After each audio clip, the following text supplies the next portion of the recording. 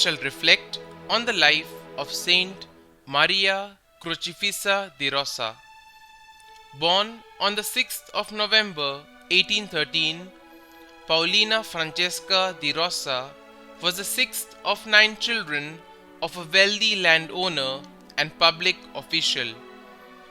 After her mother's death, she was educated by the Sisters of the Visitation, and on leaving school took charge of her father's household, developing a skill for organization.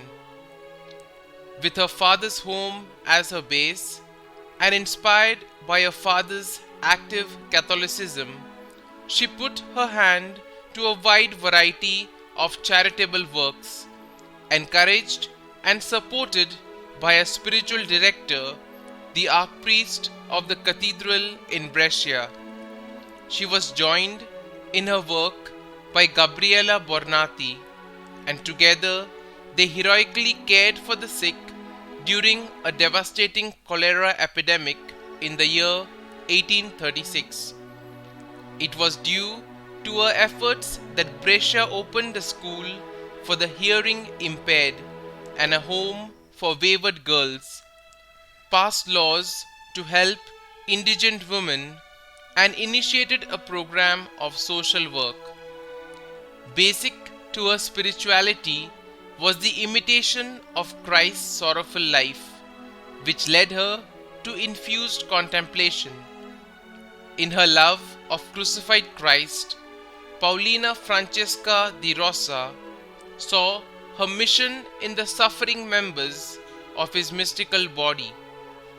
As a result, in 1840, taking the name Maria Crocifissa di Rosa, she founded a new religious congregation, the Handmaids of Charity, whose chief apostolate was the care of the poor, the sick, and the suffering.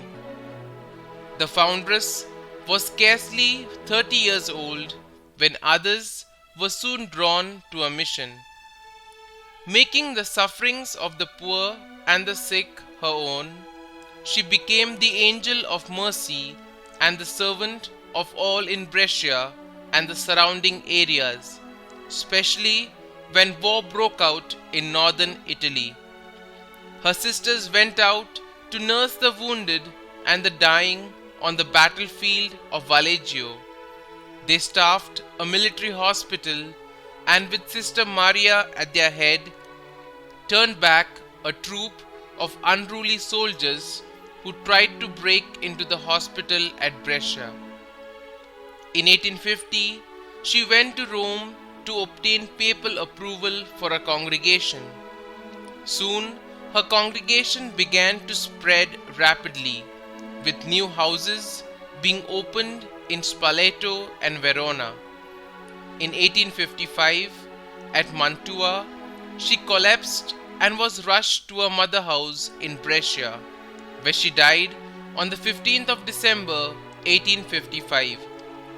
For decades after her death, she was fondly remembered by those who knew her as a friend to all, ever ready to help the sick and the dying and to comfort those in trouble. She was beatified on the 26th of May 1940 and canonized by Pope Pius XII on the 12th of June 1954.